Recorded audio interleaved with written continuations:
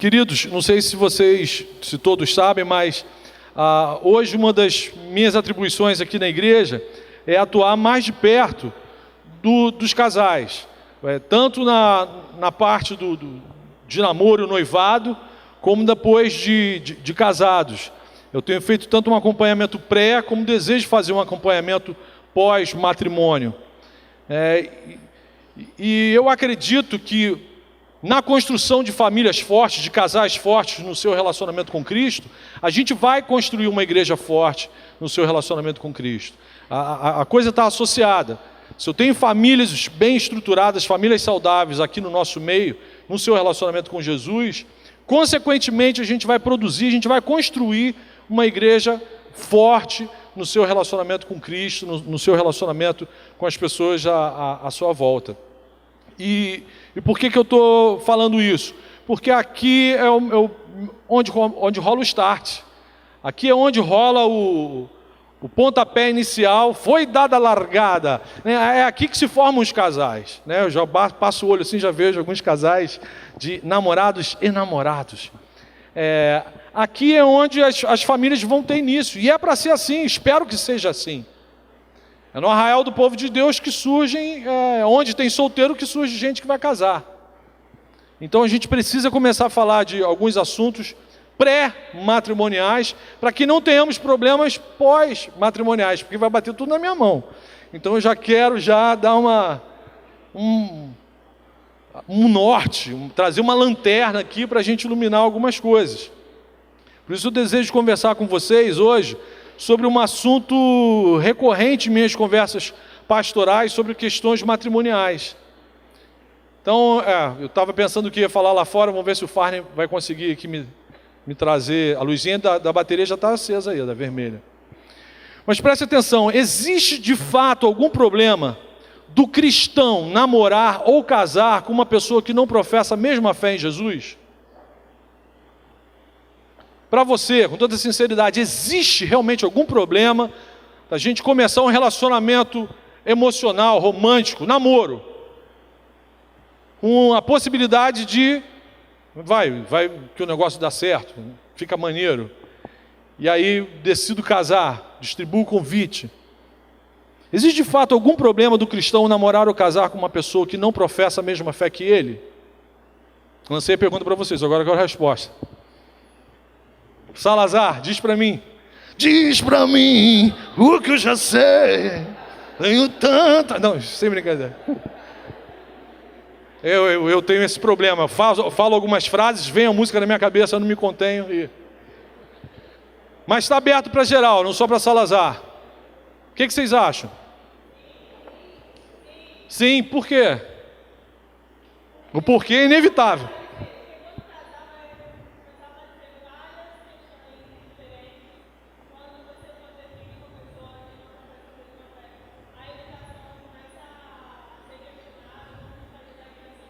A Marina está falando que vai dar ruim porque quando a gente, depois se o casal de namorado casar, pode ter problema na questão da educação dos filhos, valores diferentes.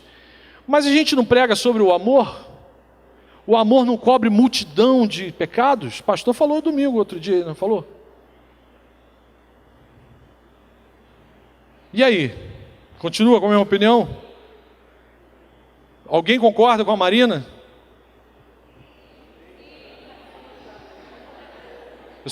Sim, por quê? Jugo desigual, lindo, o que é isso? Sem ser a Marina agora, sem ser a Marina e sem ser a Luciana, sem ser o Jonatas. O que é jugo desigual para vocês? Vocês já ouviram falar nesse negócio? Pode levantar a mão, você passou, eu tenho certeza que você tomou banho antes de vir para cá. Que negócio é esse de jugo desigual? Você está solteiro, aquela pessoa na escola começa a te dar mole, chega para você e fala, quero namorar com você. Aí você vai falar, não posso namorar com você porque você tem jugo desigual. Aí o cara vai começar a olhar assim, meu Deus, o que é isso? Eu nem sabia que eu tinha isso. Mas isso é importante, a gente precisa saber. Aquele cara bonitão, cheirosão, vai chegar para você no final da aula, vai falar, quero ir no cinema com você. E aí você tem julgo desigual. O cara vai chegar em casa e vai falar para os pais, pai, eu levei um fora hoje, porque eu tenho julgo desigual, pai. Sério. Que parada é essa? Quem falou isso para vocês? Foi a Marina? Vocês leram isso na Bíblia? Em que pedaço da Bíblia que está esse negócio?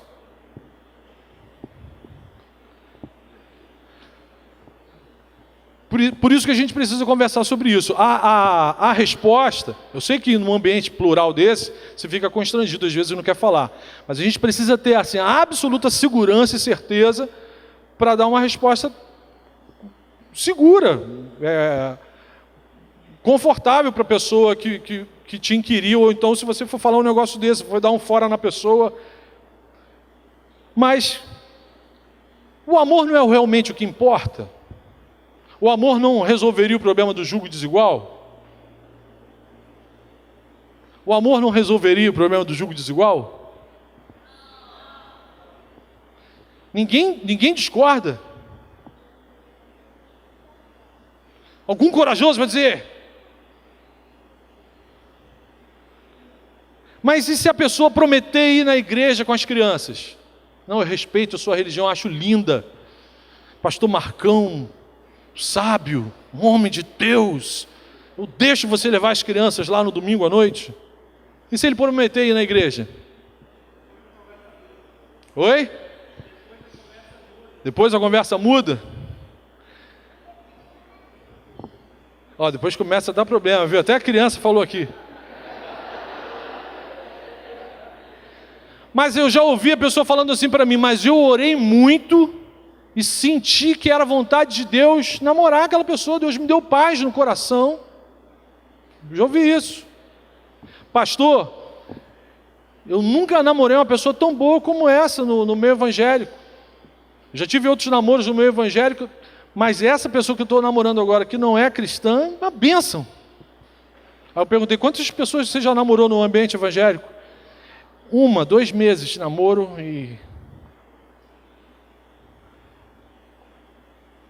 Não, e se essa pessoa não crente for melhor do que todos os namorados crentes que ela já teve na vida? Ou ele já teve na vida?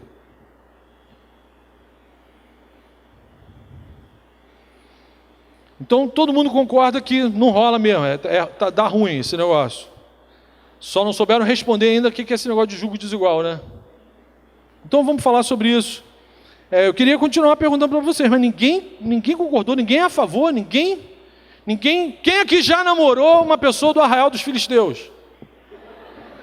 Agora uma posição de mãozinha começou a levantar. Um filisteu cheiroso, bonito, tem diferença de um... Não era feio? Pô, que azar!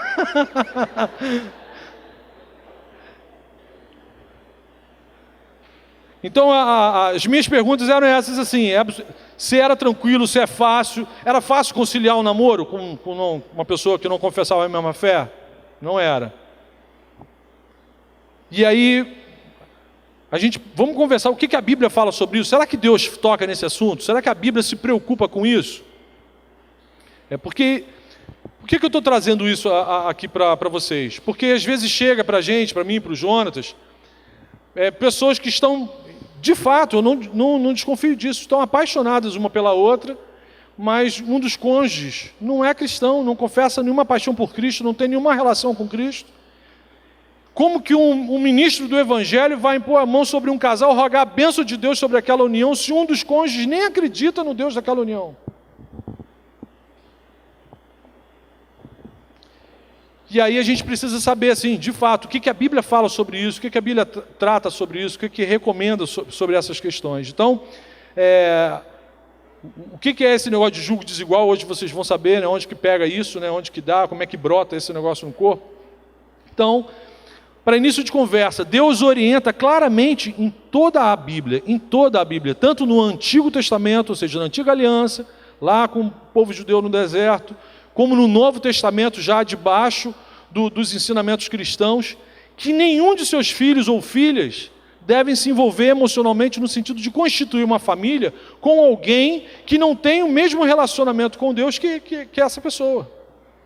Vocês estão entendendo? É uma orientação da parte de Deus para os seus filhos, para o seu povo, para aquelas pessoas que se relacionam com Ele, que não contraem um matrimônio, não consumam um casamento com pessoas que não compartilham da mesma profissão de fé que uma pessoa que tem relacionamento com Ele. Mas isso não seria discriminação? Acepção de uma separação? Você não serve para casar comigo. Mas é uma orientação bíblica, a gente vai ver que não é discriminação. Deus não está aqui construindo discriminação de forma alguma. É uma orientação. No Antigo Testamento Deus deixa bem claro. Ou seja, Deus nunca vai desejar, nunca vai ser vontade de Deus, por mais que você ore, faça jejum, né, suba a escadaria da penha de joelho. Não, a gente não sobe a escadaria da penha, né? Deus nunca vai falar para você, vai na fé, meu filho, que eu vou te abençoar. Já que você não conseguiu um traste naquela igreja, vou pegar esse filisteu aqui, essa pessoa que não tem relacionamento comigo, e vai te abençoar. Vai nessa bênção, vai nessa paz. Isso não vai rolar. Isso não vai rolar. E se você ouvir isso, está lá no seu quarto orando, aparecer um anjo e falar isso para você, desconfia, joga sal grosso em cima do anjo que ele vai sair correndo. Porque Deus não se contradiz, não vai rolar. Em várias passagens do Antigo Testamento, as instruções dadas a esse respeito era para que o povo de Deus não contraísse matrimônio com pessoas que não fossem daquele povo, daquele arraial.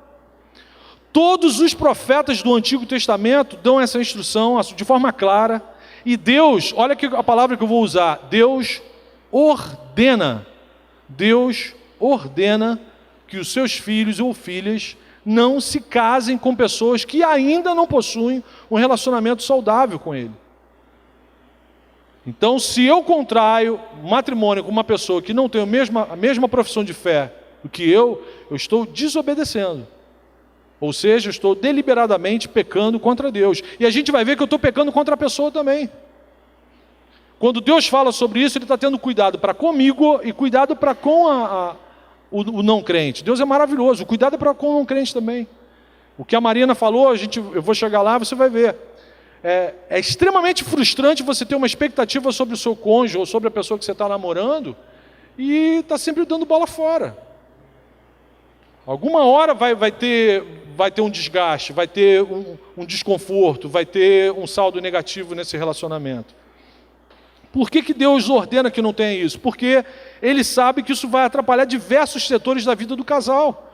Inclusive a saúde do relacionamento espiritual daquele cônjuge com Ele. Deus sabe que se um filho ou filha dele começar a se relacionar sentimentalmente, emocionalmente, contrair um matrimônio com um não crente, isso vai abalar o relacionamento com ele, vai abalar, opa, não, isso é outro corinho. Mas vai abalar o relacionamento com Deus. Então o casamento misto, biblicamente falando, é pecado diante de Deus. O casamento foi criado por Deus por uma série de razões. Uma delas é representar a sua relação de amor com o seu povo. Uma das funções do casamento é nos santificar, nos deixar mais parecidos com Jesus. O homem na relação representa a pessoa de Cristo e a mulher na relação representa a igreja, a noiva do Senhor Jesus. Como que um casamento misto vai representar o amor de Deus para com a sua igreja? Além de prover multiplicação da espécie, gerar prazer, consolo, alegria, diversão, uma das funções do casamento é nos santificar. Só aí já esbarro. E o namoro também tem a função de nos santificar. O namoro não é um ambiente, um limbo, onde não acontece nada. Como que acontece coisa no namoro? A gente até casa depois disso. O namoro tem que ser santificado também. O meu relacionamento no namoro tem que me deixar cada vez mais parecido com Jesus. E aí como que se santifica, como que fica parecido com Jesus, se eu estou tendo um relacionamento com uma pessoa que ainda não tem o mesmo relacionamento, não dá o mesmo valor, não tem, literalmente não adora o mesmo Jesus, da forma que eu adoro.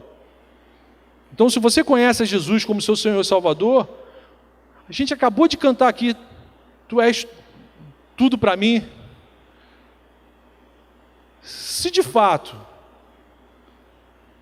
o Senhor Jesus é o meu Senhor e o meu Salvador, e não sou eu mais quem vivo, é Cristo que vive em mim, a minha vida não me pertence mais, pertence a Cristo, então eu tenho liberdade para namorar ou para casar com alguém que seja da orientação de Cristo. É a vontade de Cristo que me interessa, é a orientação de Cristo que me interessa. Você foi comprado por um alto preço, pelo sangue de Jesus. Então, o meu achismo, o achismo do pastor, a cultura da igreja, o seu achismo, não interessa. O que interessa é a vontade de Cristo, que é o dono da sua vida, dono da sua existência. Isso significa que você é de Jesus, é a prioridade central de quem é propriedade de Cristo, é viver na vontade de Cristo, viver no centro da vontade dele. Então eu entendo, Deus não está dando essas instruções por causa dele. Isso não é um capricho da parte de Deus. Criar uma ruptura, uma separação. Eu não gosto desse pessoal, eles não cantam musiquinha para mim, não namora ele não. Namora ele não, é bonito, mas não namora ele não. Deus não está tendo uma crise de existência. Agora, todas as instruções que ele nos passa é para o nosso próprio bem. Então, se eu sigo essas instruções, vai ser bênção para mim. Se eu não sigo essas instruções, não vai ser bênção para mim. Se a gente peca deliberadamente, a gente vai ter que assumir as consequências do desvio do alvo. O pecado é desviar do alvo. Ou seja, o cristão só é livre para se casar, para namorar, da maneira que Deus quer que ele faça. A vontade de Deus será sempre que você se case com alguém comprometido com Jesus e não com o incrédulo.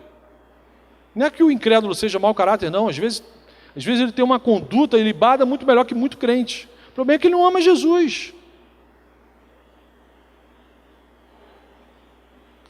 E eu não estou falando aqui do crente nominal, não. Vocês vão ver daqui a pouco que a gente não está autorizado a namorar ou casar só porque a pessoa diz que é crente.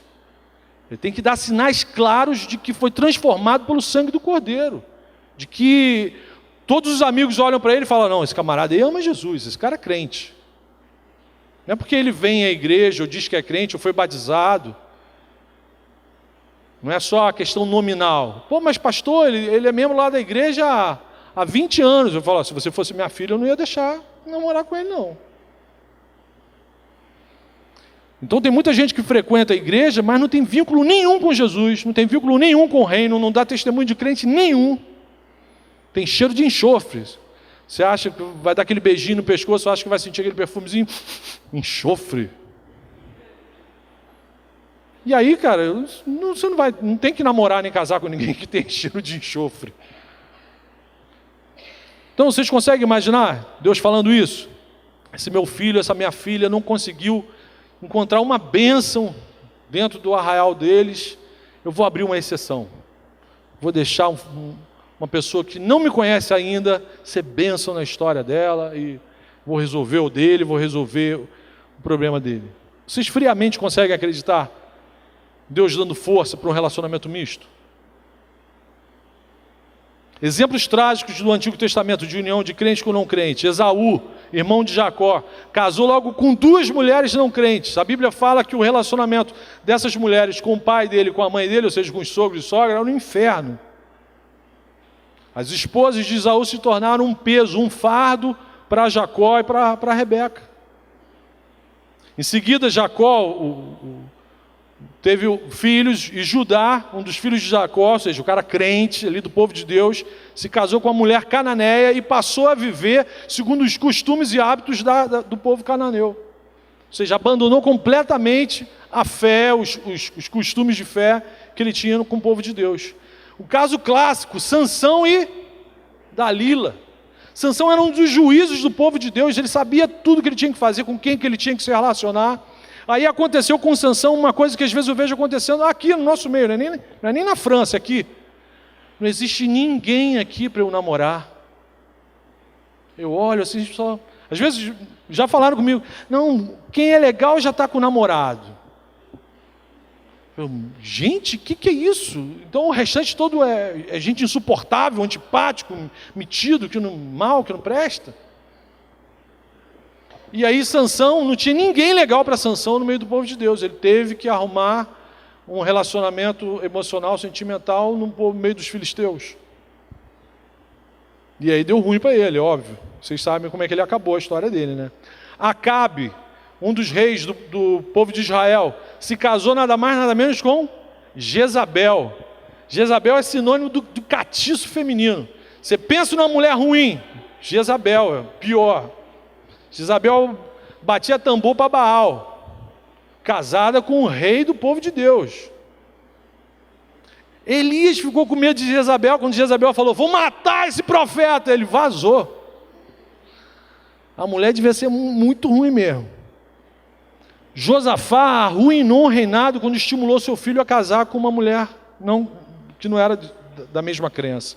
Então, se você procurar no Antigo Testamento, a história é vasta de gente que teve relacionamento com pessoas que não compartilhavam da mesma fé e tiveram tragédias no seu relacionamento, no seu casamento. Não posso nem esquecer, Salomão, o homem mais pediu sabedoria. Senhor, o que você quer? Quer um carrão? Quer dinheiro? Não, quero sabedoria. O cara pediu sabedoria, no final da história dele, ele se envolveu com uma mulher que não era do povo de Deus, e ele terminou a vida dele adorando estatuazinha de outros deuses. Pagando velhinha e tamborzinho para outras entidades. E aí foi quando ele escreveu aquele, né, o livro mais, tem um título de um livro que fala assim, o livro mais antipático da Bíblia, Eclesiastes. Salomão, depois que ele teve todas essas experiências desastrosas, depois que se envolveu com gente que não adorava a Deus da mesma forma, ele falou, cara, que droga que eu fiz. E no Novo Testamento, somos cristãos, vivemos debaixo da nova aliança, a instrução de Cristo, vamos chegar lá no tal do jugo desigual, que ninguém me respondeu o que era jugo desigual. O que a Bíblia fala sobre casamento misto no Novo Testamento? Então o Novo Testamento é igualmente claro, passagem clássicas, anota aí para vocês não esquecerem, anota aí. 2 Coríntios, capítulo 6, a partir do versículo 13, fala sobre esse bendito negócio aí de jugo desigual. É importante a gente analisar o contexto. O apóstolo Paulo fala em 2 Coríntios 5, 6 e 7 sobre relacionamento entre homem e mulher, tanto a questão da sexualidade, da imoralidade sexual, da promiscuidade, da prostituição e sobre casamento de pessoas que não eram crentes e se convertem. Capítulo 5, 6 e 7, Paulo está tratando sobre isso. Aí no 2 Coríntios 6, a partir do versículo 13, olha o que o apóstolo Paulo fala para uma igreja de cristãos. Versículo 13. Falo a vocês como a meus filhos. Abram também o coração para nós. Então Paulo está falando, cara, olha só, estou falando com vocês como se eu estivesse falando para o meu filho. Me escuta com o coração aberto. Se desarma nesse momento. Pô, me ouve com carinho. Aí ele continua, versículo 14. Não se ponham em julgo desigual com descrentes, pois o que tem em comum a justiça e a maldade? Ou que comunhão pode ter a luz com as trevas? Que harmonia entre Cristo e o maligno? Que há de comum entre o crente e o descrente? Que acordo há entre o templo de Deus e os ídolos? Pois somos santuário do Deus vivo, como disse Deus, habitarei com eles e entre eles andarei, serei o seu Deus e eles serão o meu povo. Então Paulo aqui é de uma clareza assim, meio-dia, sol de meio-dia, muito claro. Então não se põe em julgo desigual. Da onde vem essa terminologia? Isso vem lá do Antigo Testamento, lá de Deuteronômio. Moisés, dando instruções para o povo, ele falou, olha só, vocês não podem botar um boi e um jumento para ararem a terra juntos.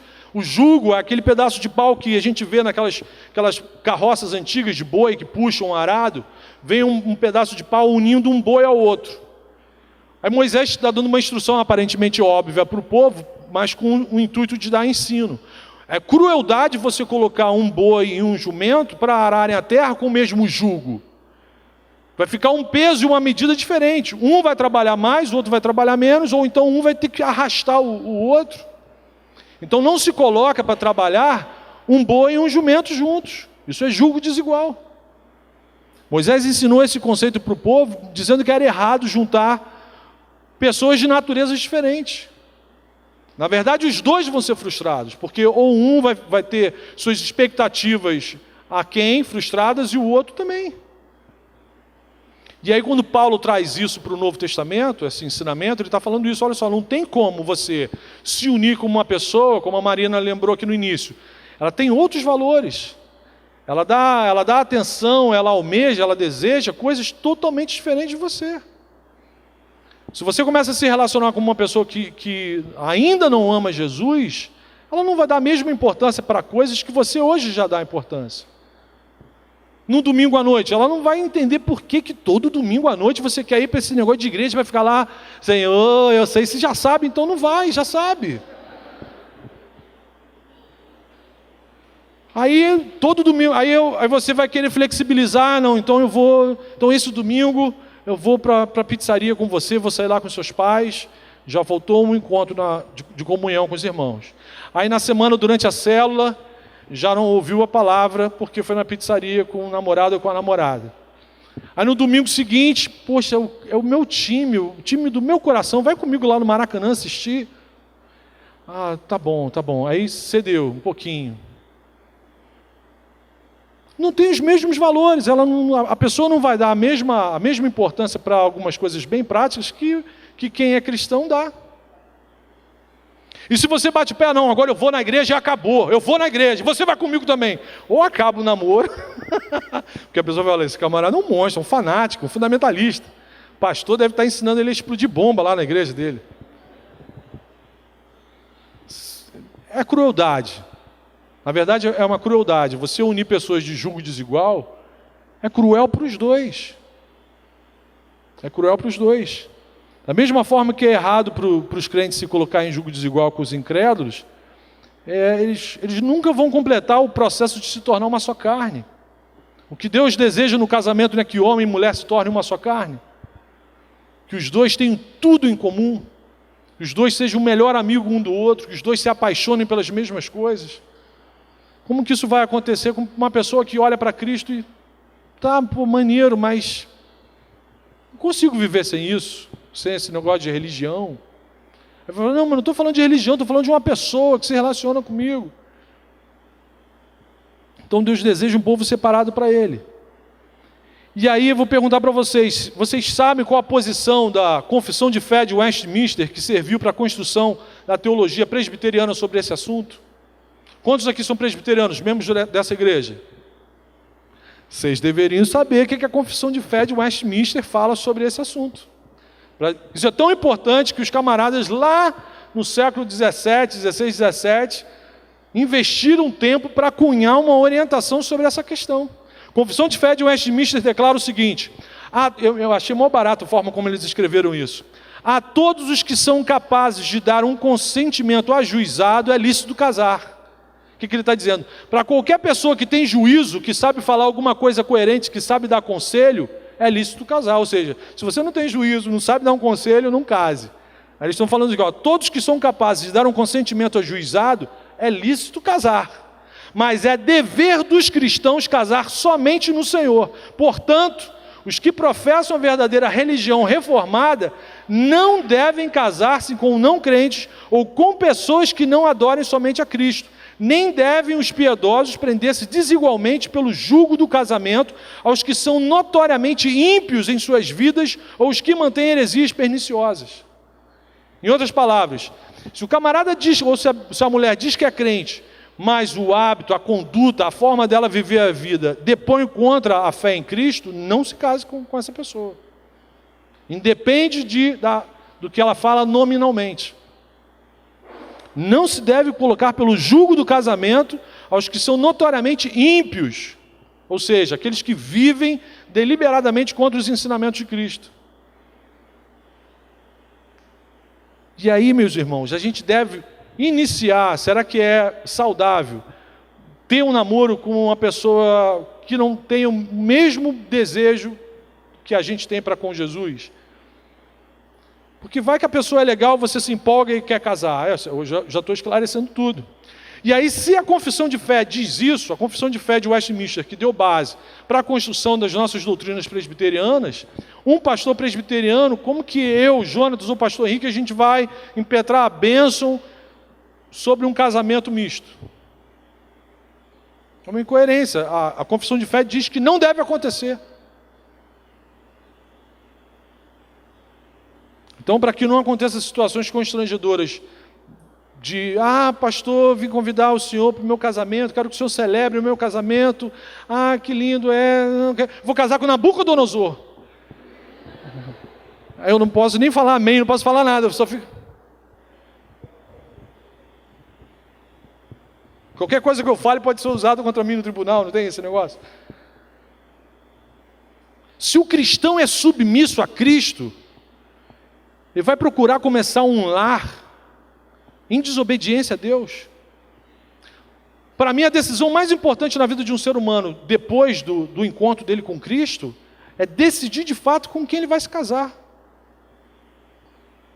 Porque ele está assumindo um pacto perante Deus, perante a sociedade, perante os homens, perante os amigos, perante aquela pessoa, que vai fazer aquela pessoa feliz até que a morte o separe daquela pessoa.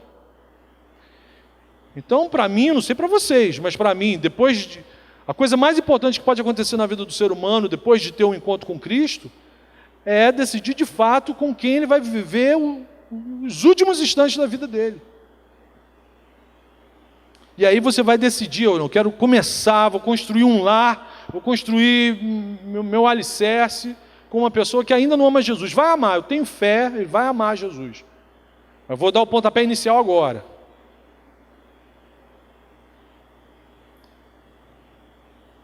E aí a gente esquece que por trás de todas as ações de Deus, o segredo é o seu amor. Tudo isso que Deus preconiza na Bíblia, todas essas orientações, a mola mestra, a força motriz de todas essas instruções é o amor. Deus não está discriminando, Deus está sendo cuidadoso. Para com você que é crente, está sendo cuidadoso até para com o não crente. Porque Ele sabe que se de fato vocês se unirem, os dois não vão ter plenitude, não vão ser felizes. Então tudo isso é para o nosso próprio bem. O cristianismo não está discriminando, ele está instruindo. E aí, se você de fato entregou sua vida para Jesus, todos os setores da sua vida, principalmente esse que é um crucial, delicadíssimo na sua vida, tem que estar aos pés do Senhor. E aí não se esqueçam, Satanás vai usar a mesma estratégia que ele usou no Éden para tentar vocês. Essa coisa da gratificação imediata, de pegar o atalho. Cara, olha só, não tem ninguém, você já percebeu, não tem ninguém lá na sua igreja que presta para você namorar. Não tem ninguém, quem é legal já está namorando. Deus esqueceu de você. Aquele papo todo do pastor é para boi dormir. Cara, essa pessoa que está te dando mole, cara, é maravilhosa. Olha só, ele é melhor do que muitos crentes que você conhece lá na sua igreja. O que tem? Só te chamou para ir numa lanchonete. O que tem? O que tem? É só um beijo. Não vai tirar nenhum pedaço. Vocês só vão ficar uma semana só para ver como é que é. E daqui a pouco você está distribuindo convite de casamento. Mas Deus vai me abençoar. Eu sou fiel, Ele vai me abençoar. Então anote, antes de qualquer namoro, você precisa confiar que Deus realmente te ama e sabe o que é melhor para você. Vamos lá partir para as coisas práticas? Então, vamos lá. Primeira coisa, se você ama Jesus e está atualmente namorando uma pessoa que não ama Jesus, de repente está aqui, eu estou causando uma situação constrangedoríssima para vocês, imagina. Mas, cara, a palavra de Deus é luz para a vida da gente, para o nosso caminho. Às vezes a luz incomoda, mas tem que iluminar. Onde está escuro tem que iluminar. Então você deveria ser sincero e falar para a pessoa, eu gosto pra caramba de você, eu acho que o que eu sinto por você deve ser amor, senão eu não estaria com você até hoje. Seja sincero. Mas explica que você não tem condição de dar prosseguimento, de se envolver mais naquele relacionamento, porque você já sabe de antemão, o pastor falou, a Bíblia falou, a confissão de fé de Westminster falou, que não tem como te fazer feliz, vou ficar aquém, a nossa relação não tem como ir para frente, porque eu amo Jesus e quero que uma pessoa que esteja comigo ama mais a Jesus do que a mim. Para mim essa é a melhor saída. Você ama mais a Jesus do que a mim? Amo, então você serve para casar comigo. Se você me ama mais do que a Jesus, não serve. Então você deveria assim, vai ser difícil pra caramba, não estou falando que vai ser fácil. Vim aqui terminar o namoro com você porque o pastor mandou. Eu vou falar, eu não mandei nada, a Bíblia que está aqui orientando, a aplicação prática, o que você deve fazer. Vai ser difícil? Vai. Se começar certo, não tem problema. Agora, se começa errado, dá problema. E deveria sim terminar o relacionamento antes que fique envolvido cada vez mais e difícil cada vez mais. E dolorido e traumático cada vez mais para ambos. Então o namoro ou o casamento em julgo desigual é como caminhar na areia movediça espiritual. Vai chegar uma hora que você vai se ver enrolado, espiritualmente falando. Isso porque eu não estou querendo entrar em outros detalhes mais peludos. Então, o casamento entre crentes já é um negócio difícil.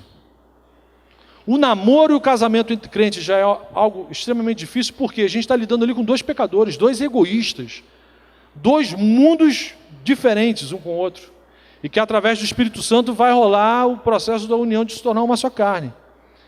Agora, se entre crentes que estão ali fazendo de tudo para se santificar, para amar Jesus, o negócio já é difícil, imagina se uma dessas partes não compartilha da mesma preocupação. Não tem a mesma preocupação em se santificar, em buscar um relacionamento com Deus. Não é que a pessoa seja má, não. É que ainda não lhe foi revelado pelo Espírito. Então imagina quando um dos cônjuges não se empenhar em servir a Cristo e a sua palavra. Como que nós, pastores, vamos ajudar pastoralmente um casal quando um dos cônjuges não se submete à sua comunidade da fé? Pastor, o senhor tem que dar um jeito lá no meu cônjuge, olha, fez isso, fez aquilo, mas ele não é da nossa igreja. Ele não vai acatar nada, não vai querer nem me receber lá na casa dele. E aí, se você conhece um cristão que está namorando um não cristão, compartilhe em amor essa mensagem. Você já sabe onde está o endereço do tal do julgo desigual. Espero que já saiba mais ou menos o que é isso. E não caia na armadilha milenar de Satanás de pegar atalho. Já que eu não consegui resolver aqui no arraial dos crentes, vou resolver lá no arraial dos filisteus. Besteira, bobeira.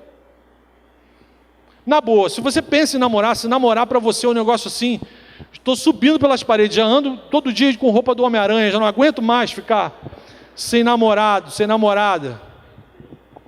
Essa pessoa legal que você quer encontrar, primeira coisa, seja essa pessoa legal. Seja essa pessoa maneiríssima. Aquela pessoa que quem te conhecer vai querer casar contigo. Seja essa pessoa. E aí, se na igreja, eu não acredito, tá? Eu não acredito. Mas se de fato todas as pessoas que estão aqui solteiras são absurdamente chatas e inamoráveis, escolha a menos pior. Escolha a menos pior. E aí, como uma missão evangelística. Viu? Até tocou a sineta, o sino. Preste atenção agora. Isso deve ser a hora de eu acabar de falar, para eu parar de falar, né? Eu vou fazer essa pessoa dar certo. Vou fazer essa garota que é chata, que é metida, vou fazer ela ficar legal. Afinal de contas, o Espírito Santo já me transformou. Eu já sou bom pra caramba. Eu e o Pai somos um. Então, não é essa, agora falando sério, não é essa a missão da igreja. A missão da igreja não é fazer a gente dar certo. Ser tu uma bênção. O que é ser uma bênção? É ser alguém que dá certo, ser alguém maneiro. Ou ser alguém que é legal, que é bom estar junto. Então escolha aquilo que no seu julgamento é o menos pior e com um gesto de amor, de altruísmo, vou fazer essa criatura ser uma bênção. Use o melhor perfume, a melhor roupa, seja altruísta, leve essa pessoa para o melhor lugar, para o melhor filme, o melhor restaurante. Me leva junto quando for para esse melhor restaurante também. E abençoa essa pessoa. Se ela continuar chata, ruim, a gente leva ela para uma sessão de descarrego, só pode ser Satanás ali. Você vai fazer isso tudo, ela continua chata, a gente dá uma coça nela, depois joga lá na Universal, lá no descarrego lá. Mas não despreze o amor de Deus por você, não pega subterfúgio, não pega atalho.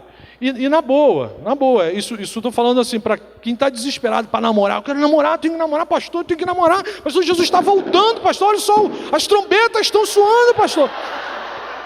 Jesus está voltando, pastor, eu tenho que namorar, pastor.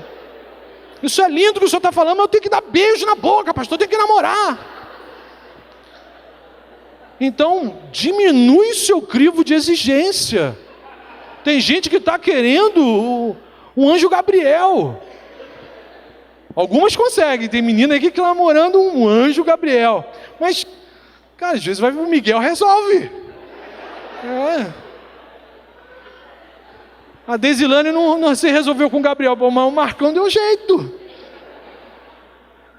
Você tem que diminuir o crivo, está com um grau de exigência. Eu quero um suíço assim, tem que ser assim. Mas não existe. Deus não criou ainda. Então, assim, pede, mas não exagera. Faça uma caridade, né? Já que você acha que não tem ninguém que sirva para você, faça isso. Não, eu vou fazer essa pessoa aqui ser o meu príncipe encantado. Vai dando beijo nele até o sapo virar um príncipe.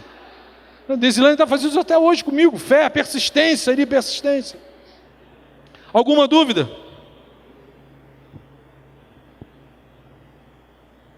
Não tem vergonha de perguntar. Fala assim, eu tenho um amigo.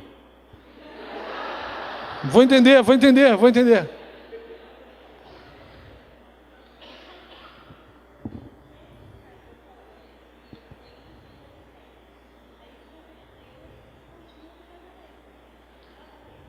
Excelente, eu não toquei nesse assunto, estava esperando para ver se ia surgir. A Duda perguntou um negócio aqui muito bom para a gente. Eu queria tocar nesse assunto, mas queria que surgisse de vocês.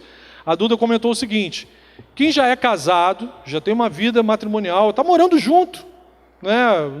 Não são crentes, não ligam para esse negócio de formalizar casamento, pastor benção, não, mas padre, não ligam para nada, eles estão juntos, já têm filhos, e aí um dos cônjuges se converte e tem uma experiência com Jesus. Essa pessoa está pecando? Essa pessoa está vivendo em julgo desigual? Essa pessoa está desagradando a Deus? Aí o mesmo apóstolo Paulo, que dá essas instruções aqui, em 2 Coríntios 7, ele fala sobre isso. Ele fala, se você conheceu o Senhor Jesus e já estava casado com uma pessoa, com um não crente, o fato do Espírito Santo morar em você vai santificar a sua união. Vai santificar a sua casa. Diferente de você sendo crente e começar um relacionamento com um não crente. Se você faz isso, você está pecando deliberadamente. Se você não era crente, vivia nas trevas, na ignorância, não tinha o menor conhecimento sobre nada disso, é iluminado pelo Espírito Santo, se apaixona por Jesus, tem uma experiência de conversão e o seu cônjuge não tem. Aí Paulo dá duas instruções. Você sozinho pode santificar a sua casa, mas se o seu cônjuge quiser te abandonar por causa da sua fé, deixe-o ir. Isso é muito sério, mas é uma instrução bíblica. Se o seu cônjuge não crente, por causa de Jesus, chega para você, olha só, você vai ter que escolher entre Jesus ou a minha vida. Foi uma alegria ficar com você todos esses anos. Não precisava ser assim. Mas Paulo fala, vocês foram para viver, vocês foram chamados para viver em paz. Alguém que tem uma experiência de conversão com o Senhor Jesus, teve esse chamado, teve essa experiência para viver em paz. Não, vou sustentar meu casamento ali, e está vivendo um inferno. Não estou fazendo apologia à separação. Olha só, não estou fazendo apologia à separação de forma alguma. Nem Paulo está fazendo isso. Mas o apóstolo Paulo está dizendo o seguinte, pessoas que estão juntas, não são crentes, uma se converte, a outra continua impenitente, não se converteu, e aí esse que não se converteu quer te abandonar por causa da sua fé em Cristo. Paulo diz para a pessoa, deixe-o ir, deixe-o ir. É difícil? Para algumas pessoas vai ser muito difícil? Vai ser, então, é resultado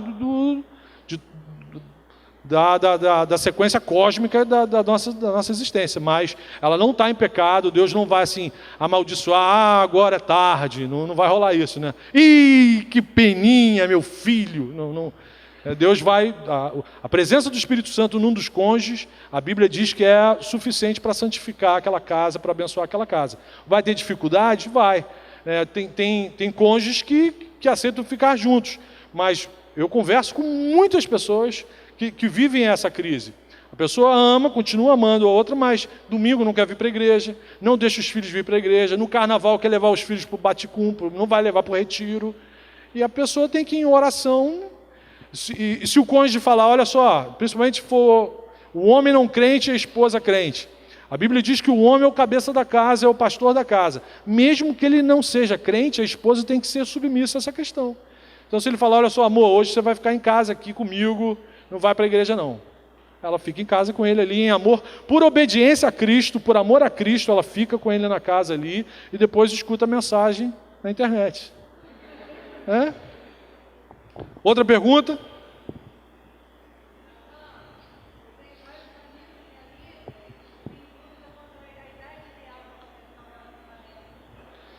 De namoro. Eu também tenho muitas dúvidas.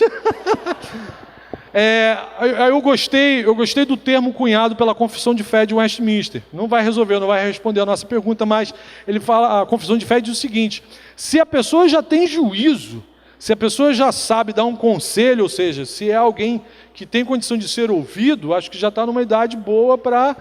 ele fala ali que já pode até casar. No caso de um namoro, acho que é totalmente da família, dos pais com essa pessoa, chegarem a um acordo que a gente definir uma idade assim para o geralzão é muito delicado, porque às vezes uma pessoa com 16 anos tem um juízo, tem um entendimento, tem uma maturidade, e às vezes a pessoa com 18 anos continua com o cérebro de ameba. Eu conheço pessoas com 18 anos que, aqui, mete a mão aqui, isso, levanta a tampa do vaso, tem um botãozinho para dar descarga. Então, a gente fechar uma idade, eu até hoje não consegui fechar. A minha irmã começou a namorar com 13 anos, e a minha família era uma família conservadora. Mas meus pais viram, apareceu um camarada, tá apaixonado. O cara foi lá em casa, assim, eu adorei, porque o cara levava sorvete, levava uma porção de coisa, eu comia tudo. Para mim foi uma benção o namoro da minha irmã. Olha como é que me deixou. Mas eu não posso bater numa determinada idade. Agora, confesso, algumas coisas são... se com 16, 17 anos, qual deve ser a preocupação de um jovem? Prover uma direção para o seu futuro, uma direção profissional, estudo, qualquer coisa que possa servir para atrapalhar isso. Por exemplo, o namoro na vida do cristão tem que ser bênção. Tem que ser bênção para a família dos dois, tem que ser bênção para o namorado e para a namorada. Se aquilo ali vai me tirar tempo de estudo, se aquilo ali vai me tirar tempo de qualidade no meu relacionamento com a família, se o namoro vai me tirar tempo de qualidade na comunhão com os meus irmãos, eu acho que ainda é hora para esperar. Assim, acho que deveria esperar mais um tempo. E caminhar junto, por exemplo. Se os dois estão apaixonados um pelo outro, vamos caminhar junto, vamos virar amigo, vamos virar super amigos. Não tem uma musiquinha assim, super amigos? Sou feliz, por isso estou... É antigo, né? Desculpa, foi um surto aqui. Também quero viajar nesse balão. Não tinha uma parada dessa? Super fantástico. Esquece, um balão mágico. Ai, Jesus. Tomei pouco Rivotril antes de vir para cá. Mas se tornem amigos e vai chegar um momento que as pessoas vão falar, esses dois foram feitos um para o outro. Não necessariamente tendo aquele compromisso de, você não ligou para mim, você não mandou mensagem para o WhatsApp para mim hoje, tem 5 minutos que você não me mandou mensagem. Aí começa uma cobrança que só vai atrapalhar a relação. Mas idade eu não consigo bater um martelo.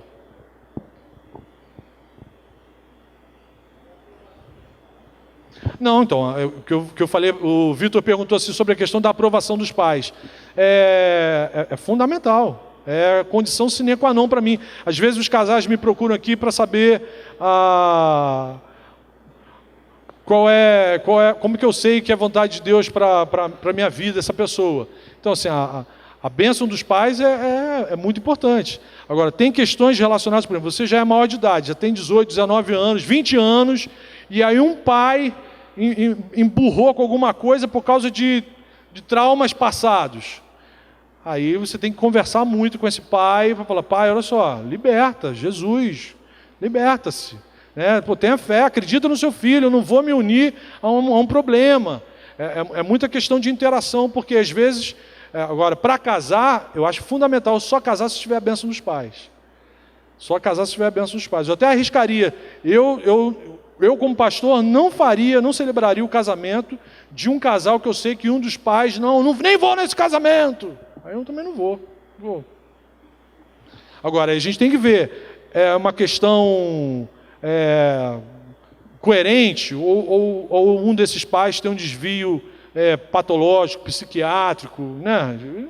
O ser humano pode ficar maluco da noite para o dia. Orem por mim, é bom vocês orarem por mim. Da mesma forma como considero importantíssimo a bênção dos pais, tem esse critério, né? Pô, você tem 20 anos, 22 anos. Pô, pai, a pessoa é cristã, estou fazendo tudo conforme a orientação da Bíblia. Pô, os meus pastores aprovaram, todo mundo lá na igreja ama ele, gosta dele. Pô, só o senhor que não gosta dele, ou só a senhora que não gosta dele. Então, aí é a hora da comunidade da fé andar junto. Isso que é importante. Na nossa vida de cristão, não é nada para a gente fazer sozinho, a gente tem que estar em comunhão, no momento do namoro, no momento do pré-namoro. Pastor, olha só, eu estou de olho naquele cara ali. O que o senhor acha? Maneiro, não é maneiro? Aprova, papo firme, né? A gente está junto. Tem coisa que eu sei que a pessoa não sabe, tem coisa que o outro sabe, enfim. A gente tem que estar caminhando junto. E aí, no momento desse, que um dos pais... não. Você chama o pai para conversar. Por que você não quer? O que está acontecendo? Por que você não abençoa? Por que você não aprova? Vamos ouvir esse pai. Vamos saber o que está acontecendo. E caminhar junto. Mas é importantíssimo. A bênção dos pais sobre esse relacionamento é importantíssimo. Jonatas, vem aqui para a gente fazer uma oração. Quem quiser fazer mais perguntas sobre isso depois, me manda e-mail, inbox de Facebook. Amém? Deus abençoe o namoro de vocês, o noivado de vocês, o casamento de vocês. Cresçam, multipliquem-se, enchem a terra da Oceânica de filhos da Oceânica. Amém? Amém. Vamos orar por esse motivo. Eu não vou pedir para ninguém vir aqui à frente para a gente aprender apelo, para a gente orar. Senhor, te agradecemos pela tua palavra que é sábia, que na verdade quando a gente pensa que ela está querendo o nosso mal, tolher nossa liberdade, ela está na verdade nos apresentando a verdadeira liberdade, nos livrando de passos desastrosos, Senhor, de caminhos perigosos, de amarguras futuras. Por isso a gente se submete a ela, porque o Senhor nunca nos decepcionou. O Senhor é um Deus de verdade, e aquilo que o Senhor veda a nós, Senhor, entendemos que é para o nosso bem, queremos aprender a te ouvir, a nos submeter, a obedecer ao Senhor em todas as coisas. Senhor, livra cada um de nós aqui de ser precipitado nas escolhas, de se empolgar e se deixar levar por paixões, Senhor, irrefletidas, espiritualmente, Senhor, infundadas, levianas, que a gente de fato se submeta à tua palavra, Senhor, sabendo que ela é luz que tem que iluminar nossos caminhos, nossos passos, e que a gente se conforme, Pai, sabendo que o Senhor tem o tempo melhor, a pessoa melhor, a forma melhor, Senhor, de modo que nossa vida toda seja construída com base nela, e assim a gente venha a engrandecer muito ao Senhor com o nosso testemunho em cada etapa da vida que a gente for viver. Em teu nome que te pedimos, para a glória e louvor do teu nome. Abençoa a vida do pastor Marcão, que veio abençoar a gente aqui hoje com essa palavra. Continua, Senhor, nos pastoreando, nos conduzindo nesse assunto e em tantos outros, em teu nome, Jesus. Amém, Pai.